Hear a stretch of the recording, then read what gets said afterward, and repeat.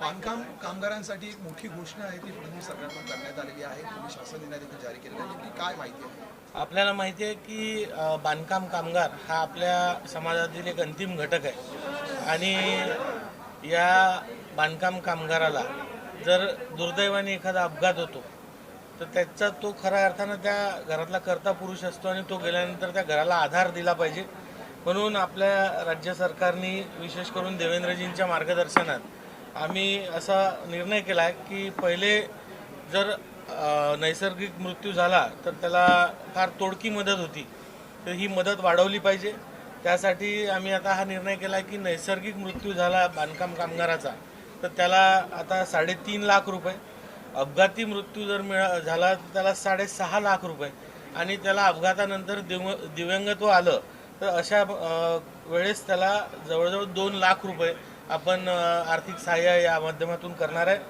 आपण बांधकाम कामगारांसाठी निवृत्ती वेतन योजनासुद्धा आता कार्यान्वित केली आहे, जेणेकरून एका वयोमर्यादेच्या नंतर त्याच्या शरीराची जी कार्यक्षमता आहे ती घटते, पण त्यानंतर त्याला काम मिळत नाही, म्हणून त्याला निवृत्ती वेतनसुद्धा आपण देणार आहे.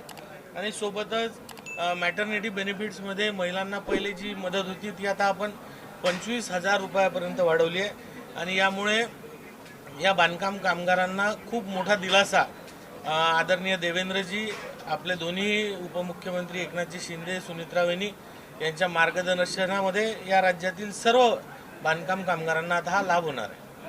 सर, पण हा लाभ महाराष्ट्रातले कामगारांना असणार आहे की इतर राज्यातला पण असणार? जे कामगार आपल्या बांधकाम कामगार मंडळामध्ये नोंदीत आहे अशा सर्व कामगारांना लाभ होणार आहे.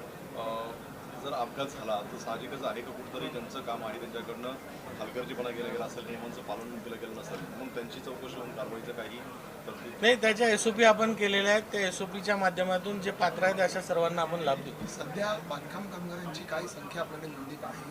तो पहिला प्रश्न. दुसरा प्रश्न म्हणजे अंमलबजावणी करताना नेमकं मोठा प्रश्न होता की नोंदणी करताना जे कंत्राटदाराकडून त्यांना प्रमाणपत्र दिले जात नाही, त्या संदर्भात देखील काय हालचाल केली जाते? नाही, मध्यंतरी आपल्या याच्यात जे नोंदणी करताना ग्रामसेवकाचं पत्र लागायचं आणि बांधकाम म्हणजे ग्रामसेवकांनी ते द्यायला नाही म्हटलं होतं.